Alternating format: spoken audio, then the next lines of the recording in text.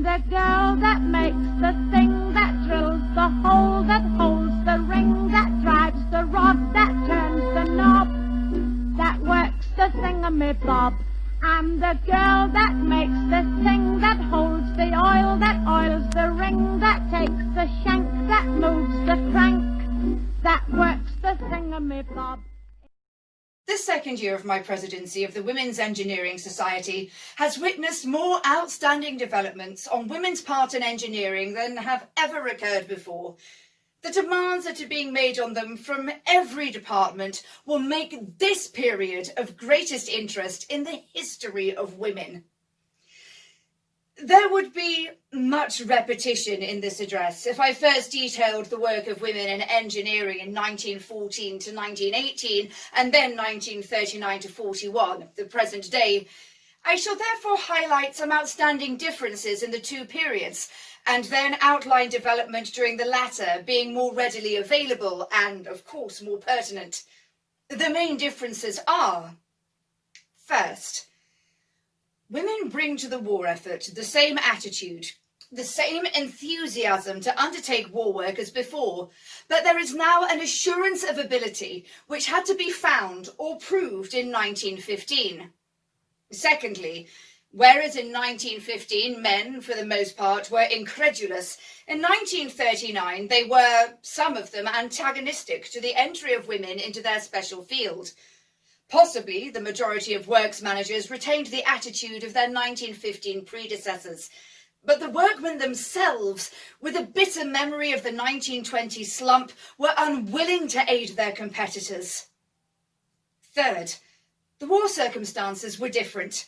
Kitchener's army recruited all and sundry, and more men were urged to come forwards, both volunteers and conscripts, leaving key vacant positions in all war industries. But since the fall of France, there has not been so urgent a drain of manpower into the armed forces, and the reservation of employment has provided employers with the means of deferring the recruitment of women.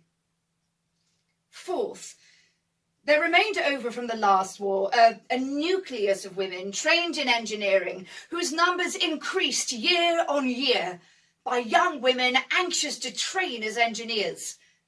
Fifth, the introduction of so much machinery, the development of mass production, and the growth of the newer form of engineering production, electrical, automobile, and radio. These invited the employment of women for repetition work. Advantage was taken of their ability to do fine work, their patience with monotonous employment, and their cheapness.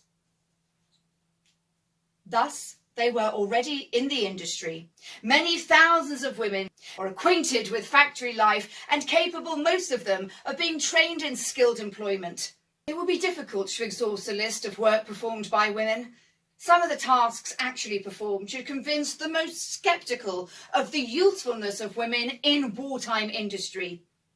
To give an example, there is a fair-sized maintenance repair shop, and those employed there, with one exception, were in the waste paper mill 4 months ago and had no engineering experience whatsoever. 2 women, one on each shift, are now working on the 20-inch stroke sharpening machine. They set up, sharpen the tools, and except for any heavy lifting, carry out the job without assistance. Women are generally employed on such work as capstans, milling and drilling, tapping machines. They are engaged on all the processes in the manufacture of shells and fuses, and on inspection and light assembly work of all kinds. In electrical engineering, they work on coil winding, lamp manufacture, radio, etc. There are 2 miscellaneous jobs where women are proving that they should be used to an even greater degree, as for instance in welding, which they are doing by both electricity and flame, and in silver soldering. They also do fine wire drawing, intricate wire rope splicing, hardness testing, plating, jog boring, making small components for instruments on watchmakers' lathes, to testing fuel pumps, oil pump assembly, assembly of light railway wagons, electric crane driving, and so on. In the field of aircraft, women are performing the work of fitter, turner, inspector, ground engineer, even pilot. One recalls with pride the work of the women's section of the Air Transport Auxiliary under its commandant, Miss Pauline Gower. In the Royal Aircraft Establishment, women are engaged in many forms of research as scientific officers, technical officers, and technical assistants. One interesting job is that of preparing the notes on each type of plane in the service for the use of respective pilots. A woman in the woodworking shop is engaged in the wingtip assembly, a job hitherto done by highly skilled men. And a woman is carrying out complete assembly of tiger moths without any assistance. After storming the gates of the Post Office Engineering Department for many years, women have now gained admission, though as yet they are not doing highly skilled work.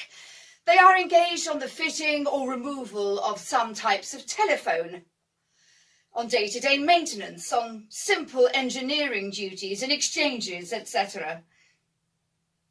The BBC are also training women to undertake work in their engineering and programme divisions.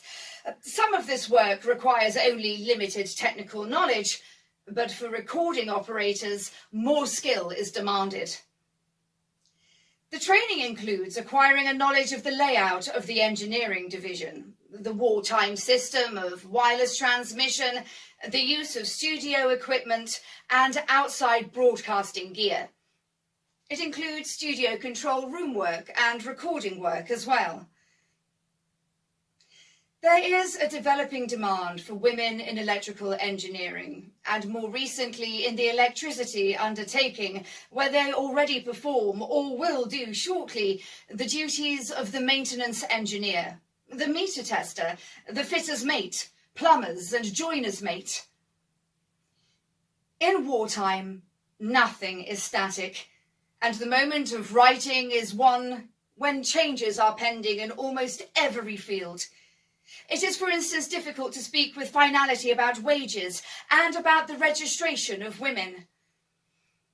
Whilst recognising that the immediate need to win the war is of paramount importance, it cannot be regarded as lack of patriotism to consider how a wartime occupation may influence a post-war career. In my opinion, the engineering industry offers an exceptional opportunity to those who enter it. There are many opinions as to the future of engineering in peacetime, but it seems safe to assume that rebuilding and reconstruction will produce a boon in the industry for many years to come. Domestic and other electrical equipment, motor cars, radio, television will soon be in demand. The anticipated impetus of the war to travel, and particularly air travel, will increase the need of transport of every kind. In the new homes of the future, women will apply to domestic problems the altered conception of planning acquired in the engineering industry. The pessimists anticipate a slump, but only time will tell. In the meantime, there is much to encourage the optimist. Assuming then that engineering booms, that many men in the forces return to their former job, what will happen to the women? An engineering background will prove invaluable to many another career. The engineer's secretary, the technical clerk, the progress engineer will be all the more efficient if they have had practical experience of the workshop. It is hoped, however, that some women will remain in the industry and will remain as engineers. The practical experience of these war years is an excellent preliminary to further study.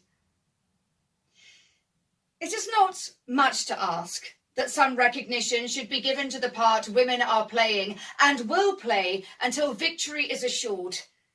No one wishes to take advantage of the times, but women would appreciate an acknowledgement of their part in attaining victory. And what better acknowledgement than the permission to share in the joys and sorrows of an honourable career and help to use their ability to provide for a brighter and better future.